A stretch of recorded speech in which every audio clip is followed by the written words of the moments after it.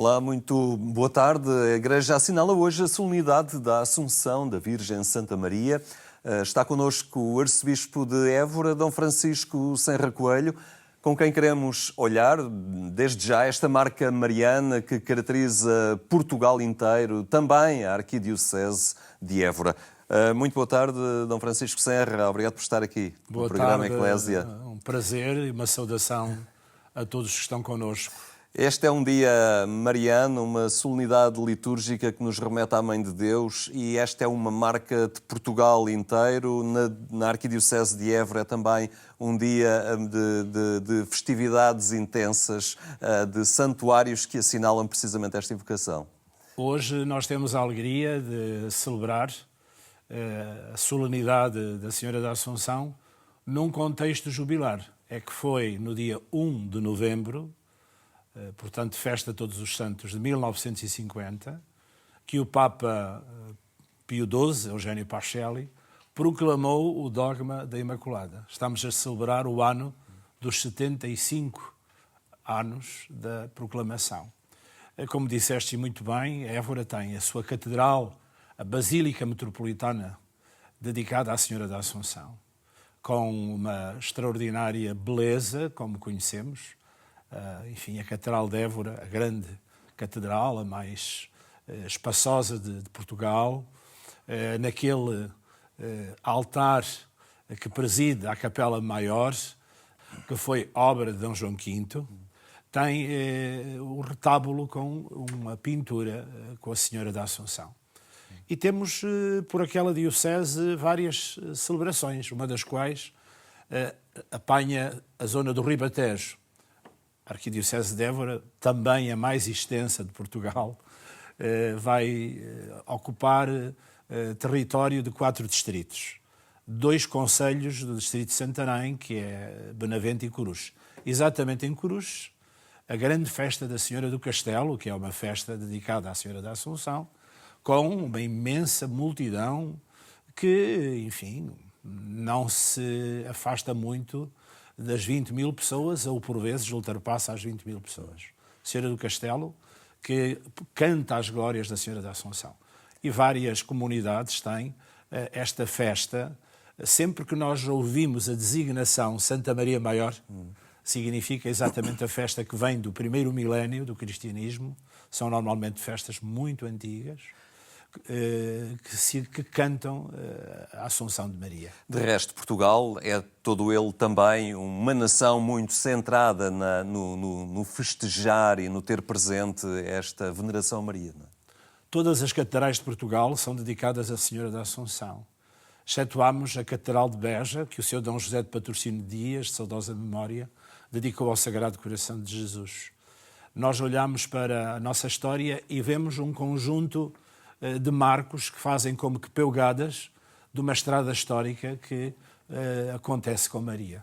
A primeira experiência foi a ânsia de liberdade que Portugal vivia face a Castela, e o nosso primeiro rei, nas cortes de Lamego, proclamou Nossa Senhora como aquela que devia ser a padroeira de Portugal.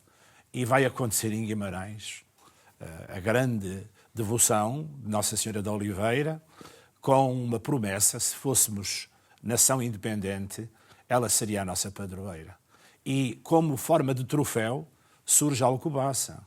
A Alcobaça é a primeira grande escola, poderíamos chamar a raiz, o humus da Universidade Portuguesa. Depois vai acontecer a grande experiência Santa Cruz de Coimbra e a Universidade que surge. Mas Alcobaça é um centro irradiador dos cistercienses, que canta esta primeira consagração de Portugal à Senhora da Oliveira. Dom João I, depois da crise 1383-1385, renova a consagração de Dom Afonso Henriques, exatamente para que nós consigamos a nossa independência, o mestre Davis, e vai fazer como agradecimento porque conseguimos vencer Aljubarrota, não é? E as outras batalhas da independência, a grande memória de gratidão que é o Mosteiro da Batalha, e traz para Portugal os mendicantes através dos dominicanos.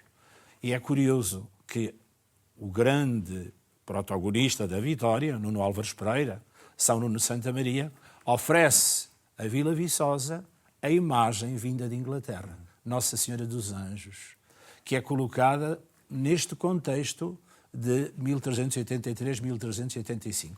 Se quiseres, se chegássemos à Índia por mar, traríamos os produtos e as especiarias todas como uma forma de projeção de Portugal pelo mundo, e Veneza, que era a grande capital onde se fazia o comércio das especiarias através da Rota da Seda, e Dom Manuel faz a promessa. E acontece o caminho marítimo para a Índia, e temos os Jerónimos como grande ação de graças.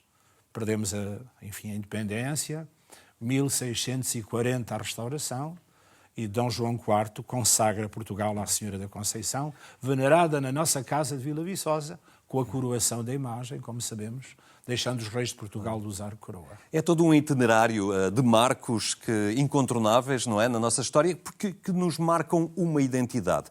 Pergunto eu, a esta distância, Maria continua a estar presente nas comunidades.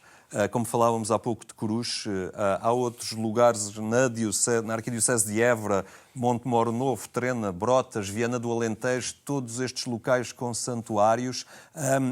Hoje há ainda esta leitura e há este congregar das comunidades em torno da figura de Maria. Sem dúvida. Quando nós olhamos para a própria história, vai ser o povo português, no contexto do século XIX, numa situação muito difícil para a Igreja, movida, enfim, pela evolução política do liberalismo, concretamente 1834, a expulsão dos bens das comunidades religiosas, masculinas expulsas e femininas encerrados os seus noviciados, que de uma maneira quase espontânea, não tem uma matriz carismática a conduzir o povo, mas surge no Minho o Sameiro. O Sameiro é um monumento à Senhora da Conceição de origem popular. E como que uma espécie de resposta, se este é um movimento ascendente em que o povo procura Maria, há depois uma dimensão de experiência religiosa descendente, que é 1917, a Primeira Guerra Mundial, Fátima. Fátima é uma resposta, na perspectiva da fé, de um olhar mariano, enfim, do céu aos portugueses, que me procurastes sempre. Agora preciso eu de vós para ser dos mensageiros da paz. No fundo, Fátima é uma proclamação de paz que engloba os portugueses através daquelas 3 crianças e que nos dá uma missão. E com uma grande atualidade também, neste arco que nos liga a 1917, mas, na verdade, a realidade da instabilidade internacional também volta a trazer a atualidade da mensagem de Fátima para o presente, não é? Sem dúvida. Nós observamos com impressionante admiração as peregrinações a pé a Fátima. O Alentejo não tinha uma tradição significativa. Podemos referir que há coisa de 40 anos viriam 100 pessoas da Arquidiocese de Évora a pé a Fátima. Hoje vêm mais de 1000 pessoas, em grupos organizados, com inscrições prévias, a tempo e horas para ter lugar, com orientação espiritual de diáconos permanentes, de religiosas, de padres, que acompanham os grupos a pé. E todas as idades. Todas as idades, é uma coisa impressionante. Eu normalmente vou receber este grupo à Cruz Alta do Santuário ou junto ao monumento de São João Paulo II, no dia 12, à tarde, e fico admirado, impressionado com o número de pessoas e a emoção que trazem. As pessoas trazem a vida, e na vida das pessoas não vêm só os pequenos problemas do seu cotidiano, vem também a apreensão que as questões geoestratégicas colocam. Vêm os seus netos, os seus filhos, o futuro do mundo. Afinal, dizia-me alguém há poucos dias, arcebispo, o que é que pode ser pior do que estamos a viver? E apontou-me 3 ou 4 aspectos. O que é que pode ser pior? Então, se nós não conseguirmos inverter a marcha destes acontecimentos, o pior é mesmo um abismo. Portanto, há aqui necessidade de perceber a ânsia de fontes de água viva e, ao mesmo tempo, de bússolas e de âncoras, de esperança, para uma sociedade que se apercebe que o caminho que nós estamos a seguir, se não tem uma mudança muito significativa de rumo, é um caminho que nos leva a situações dramáticas. E uma dessas âncoras é a Mãe do Céu, venerada de forma particular na solenidade que assinalamos hoje. Dom Francisco, agora avançamos para a análise que é habitual fazermos também neste dia, do 20º domingo do Tempo Comum. Escutamos agora o Padre João Lourenço, que sublinha nos textos bíblicos do próximo domingo as marcas da esperança que caracteriza o caminho da Igreja neste ano jubilar.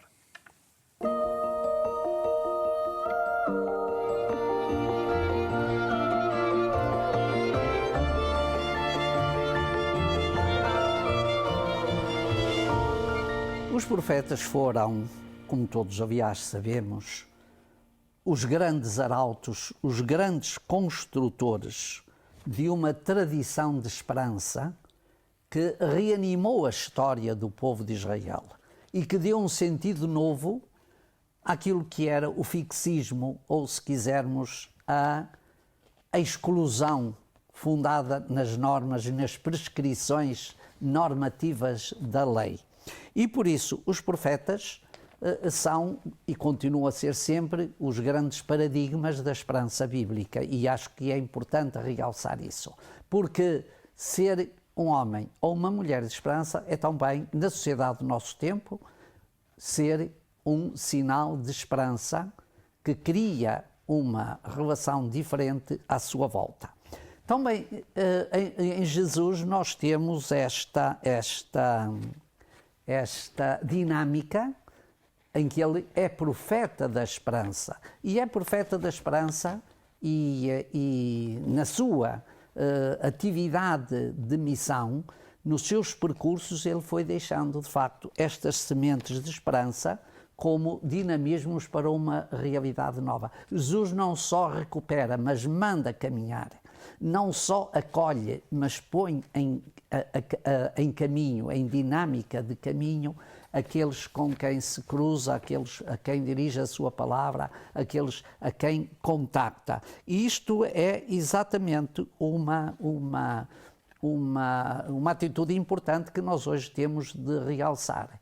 Eu diria que a esperança é a grande virtude dos ousados, ou seja, daqueles que olham para além do imediato, daqueles que projetam e que constroem sonhos para alargar este mundo de comunhão que todos temos de construir.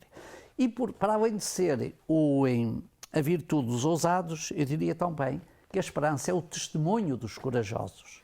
A esperança é o testemunho daqueles que não se deixam abater pelas dificuldades e pelos impedimentos que vão encontrando ao longo do seu caminho.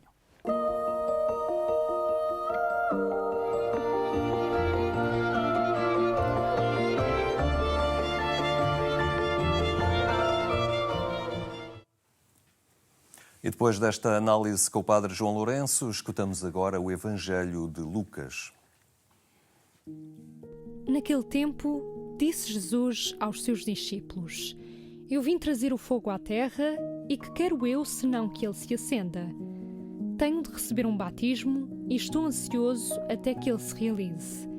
Pensais que eu vim estabelecer a paz na terra? Não, eu vos digo que vim trazer a divisão. A partir de agora, estarão 5 divididos numa casa, 3 contra 2 e 2 contra 3.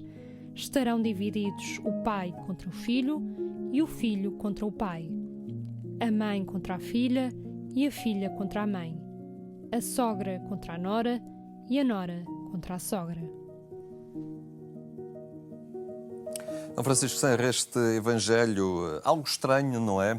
Parece que Jesus vem espalhar a intranquilidade, mas na realidade este fogo é o que tantas vezes falta arder dentro de nós, não é? Exatamente.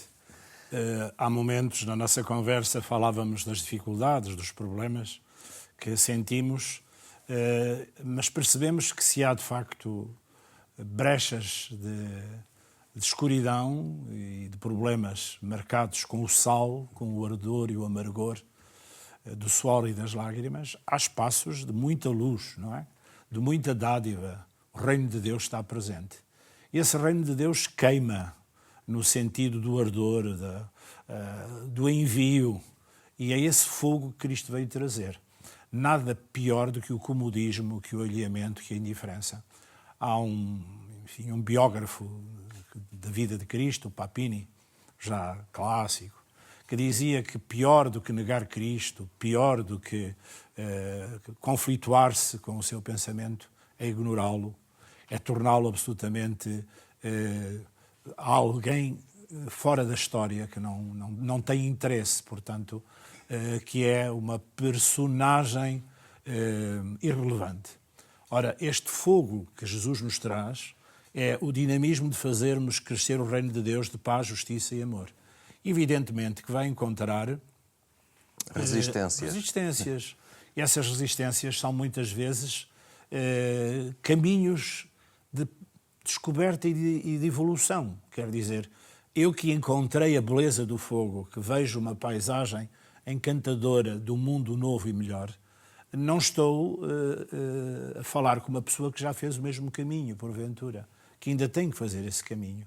E a sua atitude pode ser uma reação ou de espanto, ou mesmo de aversão, ou mesmo de dúvida, de que eu, porventura, estou a exagerar, ou sou um utópico. E é necessário fazer um caminho com cada pessoa a partir do testemunho da vida e desse ardor e desse calor dentro de mim, que há de ser sempre de humanização. O encontro de Cristo com o homem, Deus que se faz homem, torna todas as realidades humanas realidades que dizem respeito ao cristianismo. O ateísmo, todas as posições anticlericais, tudo o que possa ser posições ideológicas, nada é indiferente ao cristianismo, porque é humano.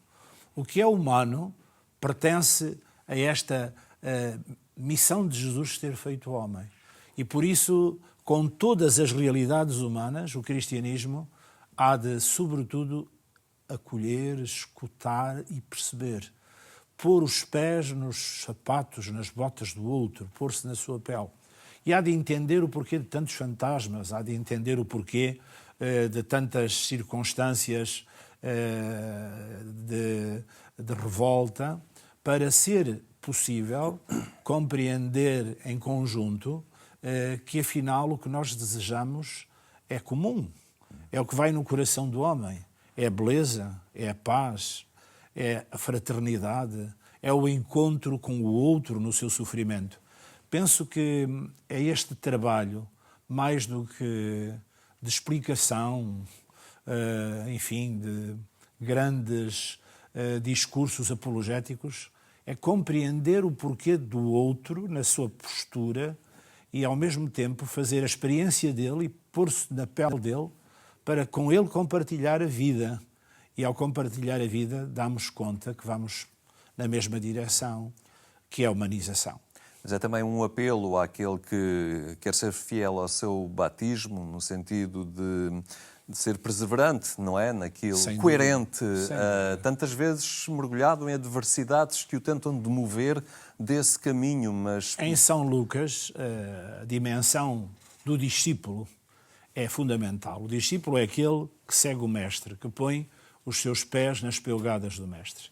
E quando nós olhamos para o mestre, ele levava o fogo do ardor do anúncio do reino de Deus e deparou-se com situações que tentaram barrar o seu caminho, ser apedrejado, ser lançado abaixo do abismo e mesmo a cruz. Então o discípulo, para ser fiel ao mestre, não há de estranhar que isto lhe aconteça, ou seja, que haja obstáculos naquilo que é o testemunho do reino de Deus. Porque há outros interesses, há outras motivações. Nem todas as motivações são de justiça, paz e amor. E por isso ser discípulo de Cristo, seguir Cristo, é estar preparado para fazer a mesma experiência que ele fez, que é muitas vezes a da rejeição. E não deixará de ser discípulo por ser rejeitado. há de perceber exatamente que essa rejeição, que atinge a plenitude da cruz, é a marca de identificação dele com o seu discípulo. O importante é a sua fidelidade ao Evangelho, que seja de facto uma rejeição em virtude da sua fidelidade ao Evangelho e que não se proclama ele mesmo, que não seja um discípulo de Cristo que se protagoniza, que se torna um freelancer, passa a expressão, mas que aquilo que anuncia é Cristo, porque no fundo anunciar Cristo é anunciar o mais profundo do coração do homem. O Evangelho é o coração do homem. Quando nós nos ouvimos e nos escutamos, nós encontramos com o Evangelho em nós, porque é uma sede que levamos no mais íntimo das nossas entranhas. É necessário, como os discípulos de Emaús, que sentiam lá dentro algo a arder, não era? Um ardor interior, as nossas comunidades também têm que espevitar nelas essa chama interior que as mobiliza. O Pentecostes é, de facto, esse transformar uma comunidade apática, com medo, com as portas fechadas, que não é capaz de anunciar, viu, experimentou, esteve com Jesus, viu os grandes sinais, que significa a palavra milagre, mas não tinha o ardor. O ardor é um dom. O ardor é um dom do Espírito Santo. A fortaleza, o sentido da sabedoria, da piedade, os 7 dons do Espírito Santo, que nós tanto referimos nas celebrações da confirmação, são de facto algo que é oferecido à comunidade para que ela destranque as portas do medo, do comodismo e vá naquilo que o Papa Francisco indicou como Igreja em saída. Muito obrigado por esta partilha, neste dia tão especial também, que é esta solenidade litúrgica que assinalamos. Muito obrigado pela sua presença aqui. Pela oportunidade. Foi o programa Eclésia neste dia em que muitos lugares festejam a Mãe de Deus. Tenha uma boa tarde, um bom fim de semana. Se for o caso, umas ótimas férias.